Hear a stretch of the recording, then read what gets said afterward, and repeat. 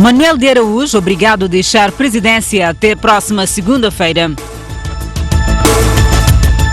Colaboradores moçambicanos da Privivest terão recebido vistos falsos para trabalhar nos Emirados Árabes Unidos. Pelo menos 20 pessoas morreram e mais de 60 ficaram feridas no novo ataque em Bogotá.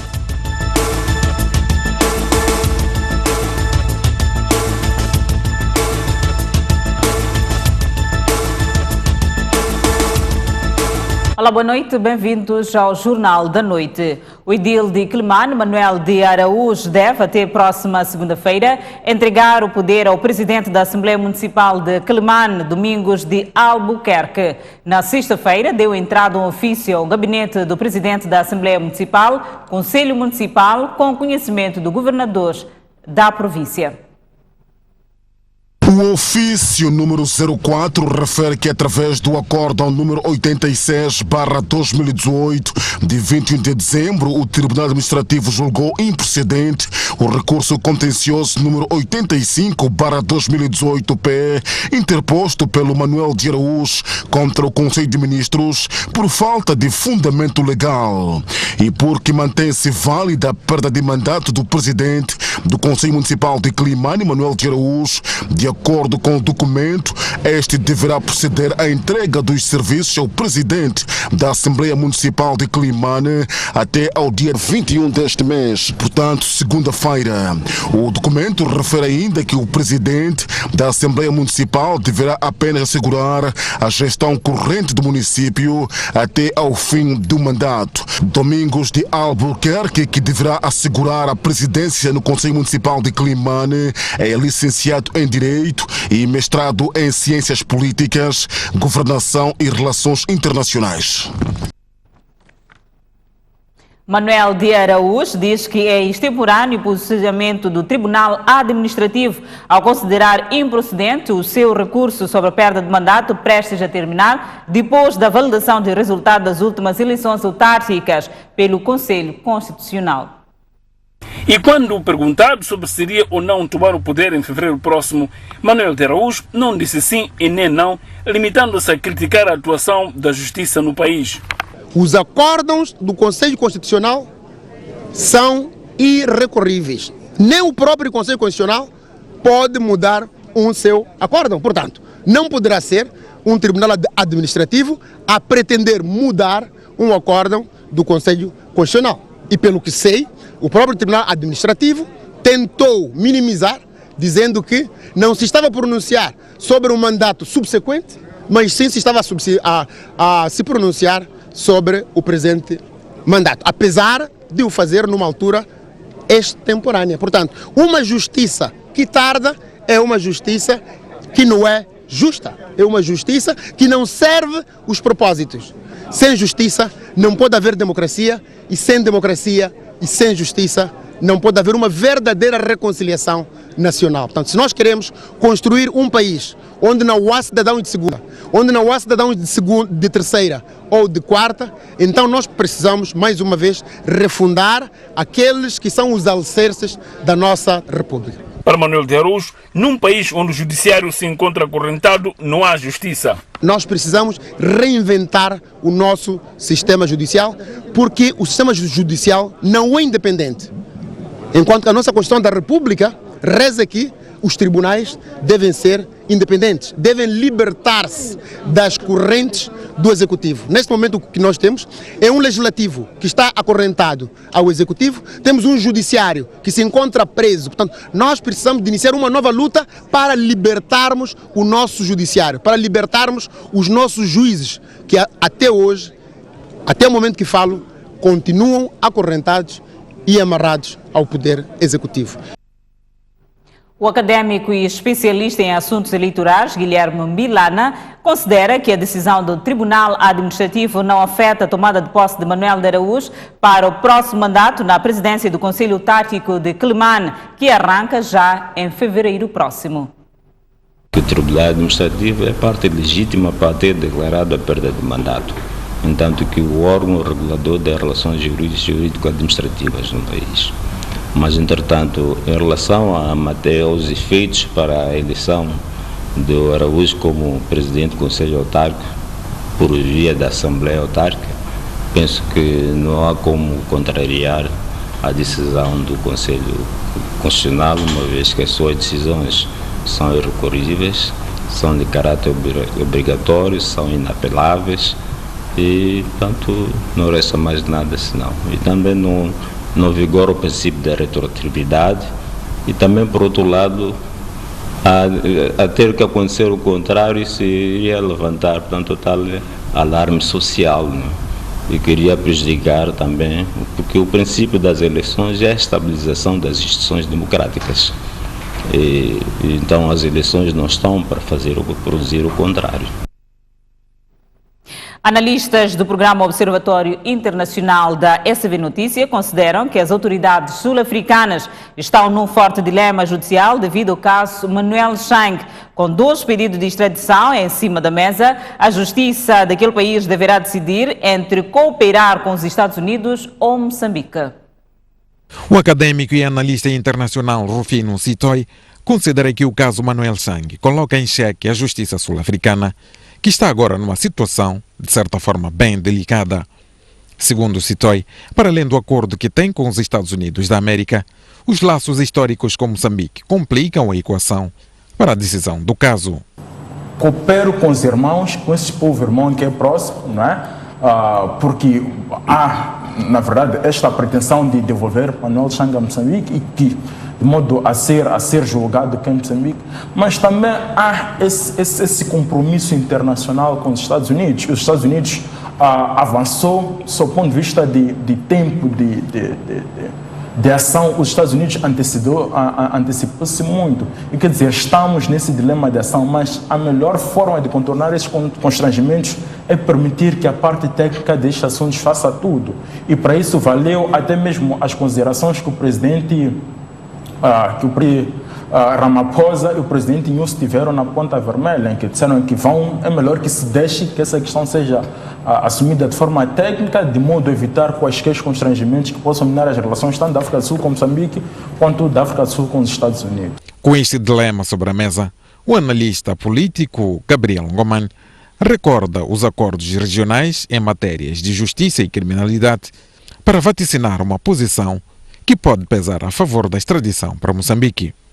A África do Sul é membro da SADC, quer dizer, existem também outros acordos regionais em matérias criminais, quer dizer, não sou especialista em direito internacional, mas a matéria que seja considerada crime em Moçambique, seja considerada crime na África do Sul simultaneamente, já existem pré-acordos de extradição destes indivíduos na região. E então existe um pouco mais de razão para extraditá-lo para Moçambique, mas para tal acredito que a África do Sul tem que colocar, a justiça sul-africana tem que colocar este pormenor ao governo americano, porque o governo americano foi quem mandou o pedido de prisão e mandou primeiro o pedido de extradição. Mas a África do Sul pode invocar essa questão. Portanto, é membro da SADC, portanto, tem acordos comuns na região, em que depois Moçambique também alega que o processo já está muito avançado. Então, esta questão pode pesar. Recorde-se que nesta sexta-feira, a Justiça Sul-Africana adiou mais uma audição a um antigo ministro das Finanças, que deverá voltar ao Tribunal de Kempton Park, em Joanesburgo, no próximo dia 5 de fevereiro. Com esta decisão, Manuel Chang conseguiu evitar a presença na próxima terça-feira, em Nova York, onde está marcada a primeira audição do caso das dívidas ocultas. Este é o programa que será exibido na íntegra amanhã, a partir das 13h30 na STV Notícias.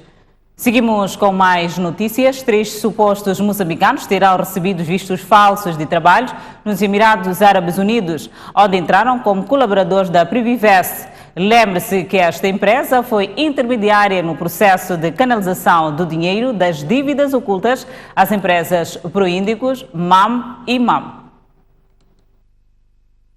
Os supostos moçambicanos terão entrado na empresa Privivest como mecânico de máquina a petróleo, mecânico de máquina a gasolina e mecânico hidráulico, de acordo com uma carta de procuradores norte-americanos citada pelo Observador, Jornal Português. E o facilitador destes vistos falsos de trabalho aos moçambicanos terá sido o libanês Jean Bustani, então executivo da Privinvest. Os vistos foram enviados via correio eletrônico por Bustani a 2 de janeiro de 2012. Para ativar e promover o esquema, o acusado e os seus co-conspiradores criaram 3 entidades em Moçambique, detidas e controladas pelo Estado, cujo objetivo aparente era obter empréstimos para fundos dos 3 projetos marítimos.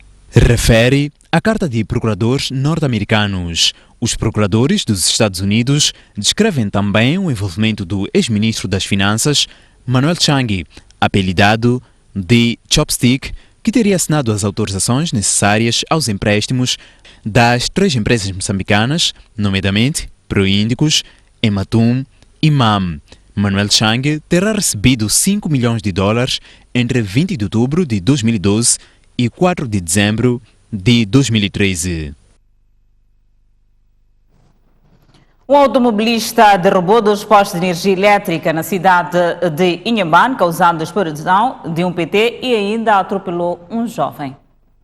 Um aparatoso acidente de viação condicionou a via principal que dá acesso à cidade de Inhambane. Trata-se de um jovem de pelo menos 18 anos de idade que se fazia transportar nesta viatura, que chegado aqui não conseguiu controlar a viatura, tendo embatido contra 2 postes de energia, o que causou explosão no PT. São prejuízos enormes que a EDM neste momento não está presente a pessoa para poder dar depoimentos. O que a nossa equipa de reportagem sabe é que também o automobilista teria atropelado um peão que se fazia neste percurso, mas que o automobilista encontra-se encarcerado aqui na 2ª esquadra e o atropelado a receber cuidados médicos. Bateu o primeiro posto, veio bater um moço que estava a pear. Foi bater o 2º posto, depois bateu a caixa e travou. Grande susto, porque depois o PT disparou. De repente meu filho saiu, foi se encontrar com ele aí na paragem.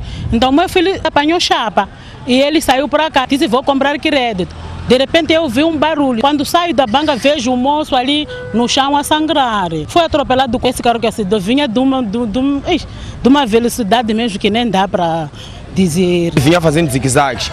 Então esse senhor que bateu eu conheço, vive aqui no bairro dos empresários. Ele estava a atravessar, aquele senhor falhou, lhe bateu, esse cara veio diretamente veio bater, depois virou. Mas o que ele disse? Dizendo que ele não vinha em grande velocidade, vinha uma velocidade tão coisa normal. E eu procurei saber, isso é verdade ou não? Porque a destruição que ele fez, o prejuízo que fez aqui, não justifica que com menos velocidade tenha feito então todo esse tipo de coisa de prejuízo. A equipa da EDM foi mobilizada para repor os danos causados por este automobilista, de modo a que os bairros tenham a corrente elétrica. Da cidade de Inhambane para a STV, Félix Jamis, Hermenegildo Sócrates. Trânsito condicionado na Avenida Acordo de Lusaka, na cidade da Beira, devido à degradação acentuada da estrada. Os automobilistas exigem a rápida intervenção da edilidade. O troço problemático é este, com cerca de 100 metros e muitos buracos. Condiciona a circulação de viaturas de pequeno e grande porte nesta época chuvosa. Automobilistas entrevistados pela STV lamentam a situação e pedem a rápida intervenção da edilidade. Hoje de manhã, quando passei, haviam aqui 2 caminhões devidamente enterrados aqui em plena cidade. Nós não sabemos o que se passa com isso. Queremos pedir, se calhar, a quem de direito para ver essa situação resolver de uma vez para sempre. As viaturas têm tido problemas constantes. Até parece que o município fez contrato com os vendedores, os nigerianos, os detentores do comércio de peças nessa cidade. Porque já a gente coloca a viatura em condições, vai à expensão, nunca está em condições, porque basta sair da oficina para a expensão, já está com deficiências. Carlos Domingos é condutor de táxi, vulgarmente conhecido por Chupela, e explica que já teve danos incalculáveis no seu transporte devido à má qualidade da via. Já teve danos do seu Chupela devido a esta situação? Já tenho, já estou a sentir o fato de eu estar a andar, já estou a sentir como é que a Chupela está a funcionar. Já estou a sentir isso.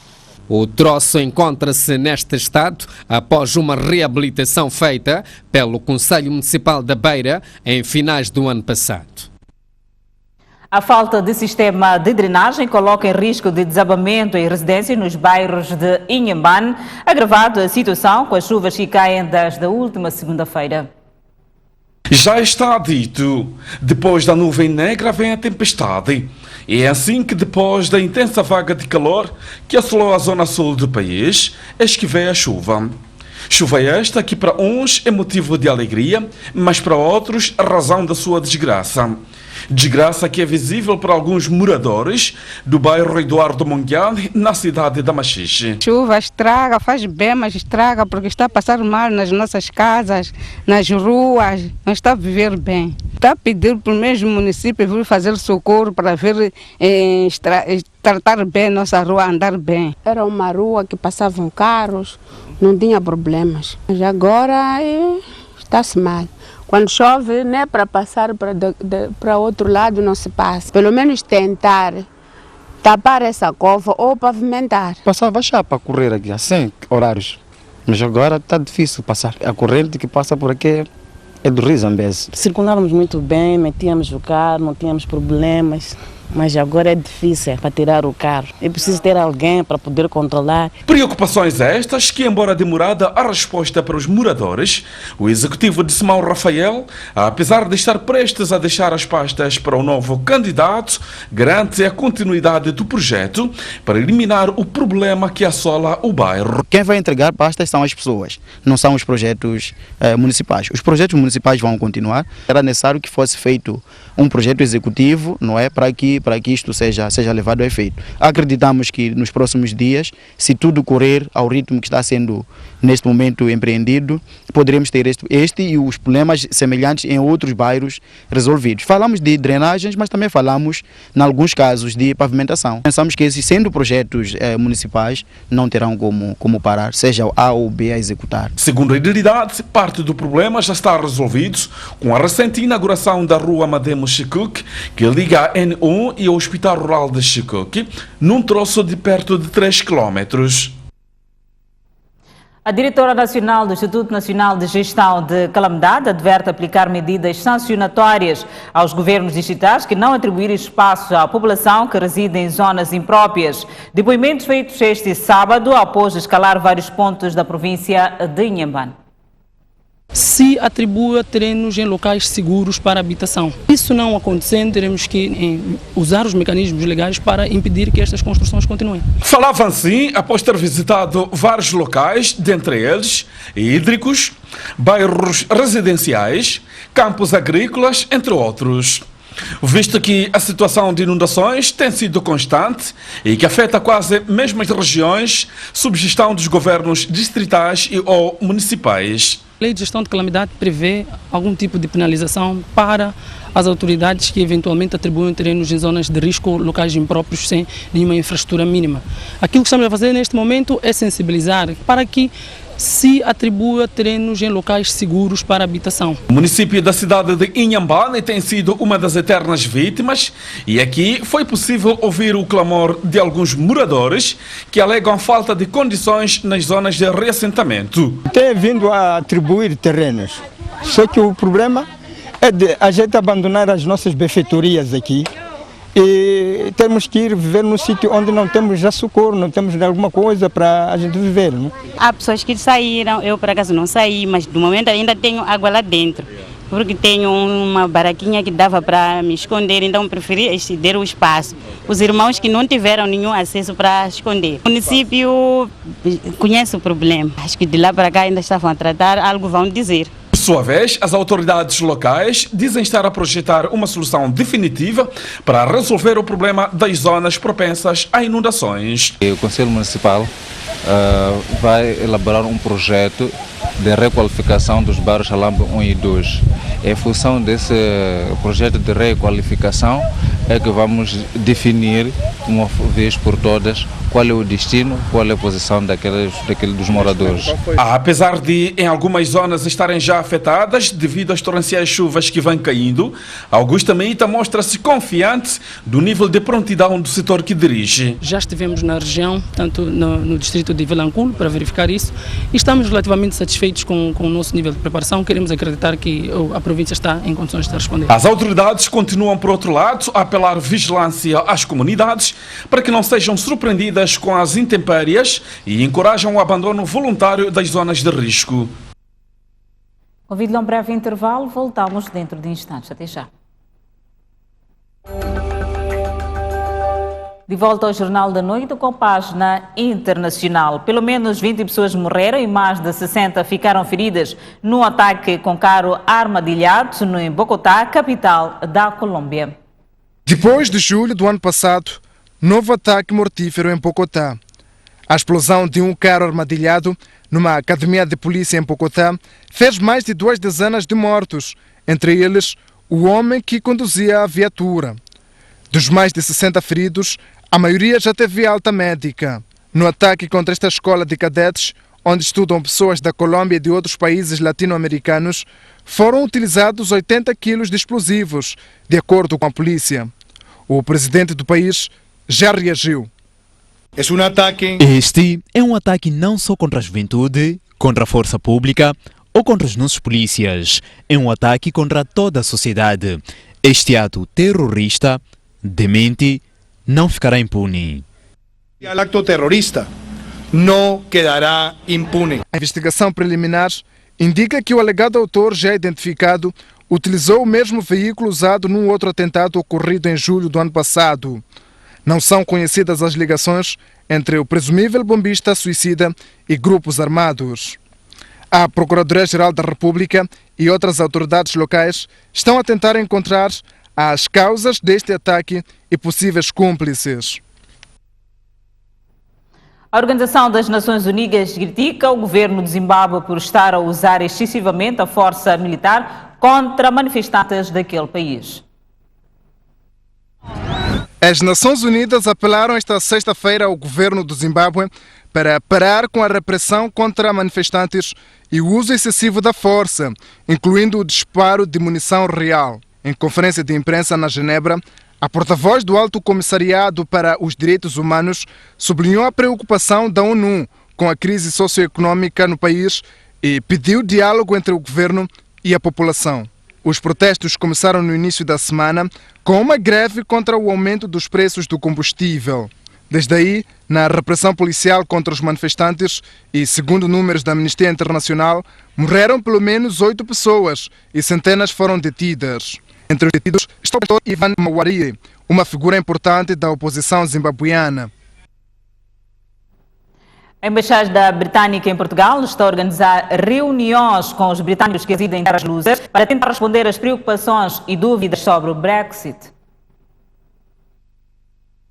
Uma das maiores questões dos britânicos nestes encontros tem a ver com a garantia dos direitos pelo acordo com Bruxelas, apesar de ter sido rejeitado pelo Parlamento britânico. O cenário de uma saída sem acordo foi o último a ser abordado. No final do encontro, os britânicos continuavam com as dúvidas, mas tinham também algumas respostas. Pessoalmente, obtive garantias sobre assistência médica, as cartas de condução, cuja informação na internet me parecia bastante confusa. A situação no Reino Unido é completamente confusa. Há coisas para as quais eles não têm respostas e temos de aceitar isso. O governo português parece dar respostas muito mais afirmativas, como sim ou não. Não há talvez.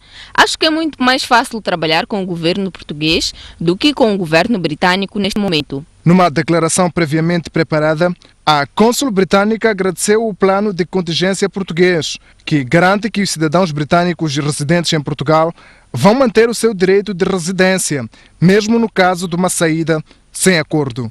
Isso era confortante para a nossa comunidade e é recíproco, tendo em conta a oferta feita pela Primeira-Ministra para proteger os direitos dos cidadãos da União Europeia que vivem no Reino Unido. Convido a um breve intervalo, mas antes a previsão do estado do tempo para amanhã. Na zona sul do país, Maputo 29 de máxima, 22 de mínima, Xai-Xai 27 de máxima, 22 de mínima, Inhambane 27 de máxima, 22 de mínima. Para a zona centro do país, Beira 29 de máxima, 23 de mínima, Quelimane 30 de máxima, 23 de mínima, Chimoio 25 de máxima, 19 de mínima, Tete 30 de máxima, 22 de mínima. Por fim, a zona norte do país, Nampula 32 de máxima, 24 de mínima, Pemba 33 de máxima, 24 de mínima, Lixinga 25 de máxima, 16 de mínima.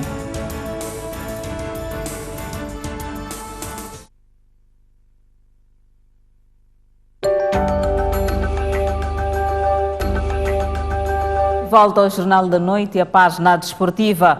O novo presidente do Automóvel Touring Club de Moçambique será conhecido terça-feira, 22 de janeiro, durante a Assembleia Geral Ordinária da agremiação. Com apenas um único ponto de agenda, neste caso, a eleição de novos órgãos sociais, a Assembleia Geral do ATCM irá ditar quem sucede António Marques na presidência da maior agremiação de desporto motorizado do país. Concorrem ao cargo de presidente do ATCM Rodrigo Rocha e Rico Alibai, duas figuras que prometem levar a qualidade do desporto motorizado. Aos sócios, fica o apelo para que participem em massa na reunião magna de terça-feira com espírito de associativismo. Estejam conscientes do que é que significa estar numa Assembleia do ATCM. Não é fazer-se como se fez da última vez, que, por exemplo, no relatório de atividades, não se deixou a direção ler o relatório de atividades, não se deixou a direção ler o relatório de contas, não leram, 95% das pessoas não leram o relatório de contas, não leram o relatório de atividades e chumbaram. Não deixem que isto aconteça, os sócios estejam atentos. Na hora de saída, Marques diz que vai deixar a instituição em bom estado de saúde. Foi vedar o autódromo, foi fazer a plataforma de iniciação de condução, foi fazer uma pista de motocross de raiz, foi fazer a pista de karts, agora acabou a reabilitação da pista principal.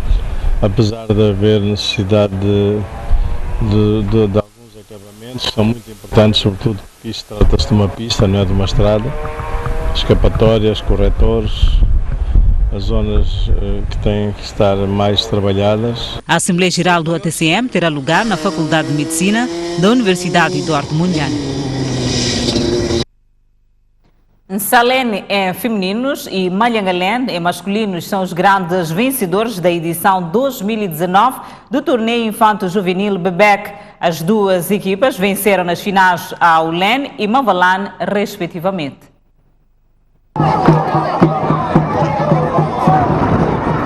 Muito público no estádio de Ulene, arredores da cidade de Maputo, para assistir às finais do torneio Bebec 2019. A primeira final foi a feminina, com duas equipas equilibradas, valendo apenas o detalhe para se encontrar o vencedor. Ulene muito fez para chegar à vitória, mas acabou sendo Nádia, de Nsalene, a decidir o título num golpe de mestre contra a corrente do jogo e contra o vento. Ulene não teve argumentos para reagir ao golo e acabou entregando o troféu a Nsalene. Alegria e comunicação dentro do campo. O jogo foi muito difícil, mas apesar do jogo ter sido muito difícil, a gente conseguiu implementar o que vem treinando. Muito mal, porque aqui em casa, bateram em casa e prometo que da próxima, podemos levar primeiro lugar. Já em masculinos, a final foi ainda mais equilibrada e com muitas situações de realce, uma vez que as duas equipas tiveram imensas oportunidades de golo. A favor do vento e a jogar com o apoio do seu público, Mavalane chegou primeiro ao golo por Ramalho, mas Malhangalene tratou de restabelecer o empate já na segunda parte. Francisco foi o autor do golo.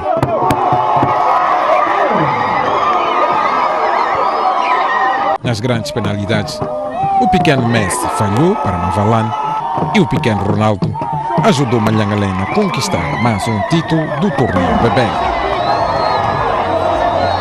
Conseguimos ter essa coisa para poder vencer o campeonato com a força do público e que todos os dias que treinamos com os treinadores. Mal. Mas conseguimos chegar à final, isso que me faz feliz. No final, houve espaço para a festa das equipas vencedoras que receberam medalhas e troféus dos organizadores. Organizadores e parceiros fazem um balanço positivo do torneio BEBEC 2019 e prometem melhorar nas próximas edições. A avaliação é isso que estamos aqui a ver todos. Para mim é uma avaliação muito positiva, muita alegria trazida aqui pela massa juvenil, muita alegria aqui trazida pela criançada. Acima de tudo, quando o governo da cidade de Maputo promove esse tipo de eventos, foi mesmo de promoção do desporto, para que as crianças tenham uma memória sã, mas também temos outro grande objetivo, que é tirar das crianças de atos que consubstanciem, portanto, a mendicidade. E a ideia é continuarmos a melhorarmos em todos os aspectos. Há aspectos que ainda não acertamos o passo, há aspectos que têm que ser melhorados, mas isto, como se sabe, é um processo, vamos melhorando continuamente. Positivo naquilo que foram os nossos objetivos. Vou falar primeiro do que foi traçado. Estamos a falar do nosso parceiro principal, aquilo que traçou como objetivo principal, foi positivo. Negativo algumas circunstâncias que aconteceram, que isso acredito eu que nas próximas ocasiões vamos corrigir. Estamos a falar, por exemplo, de só as pessoas aparecerem quando é a final, é estranho. Tinham que aparecer no princípio. Estamos a falar de alguns discursos que praticamente não têm a ver com futebol, pior que o futebol de crianças, porque nós quando chegamos a final, né? Não vamos aqui estar a fazer discursos, dar por encerrado uma coisa que não terminou antes das premiações. O Jornal da Noite fica por aqui. Obrigada pela atenção dispensada. Encontro marcado daqui a pouco no Noite Informativa na STV Notícias. Boa noite.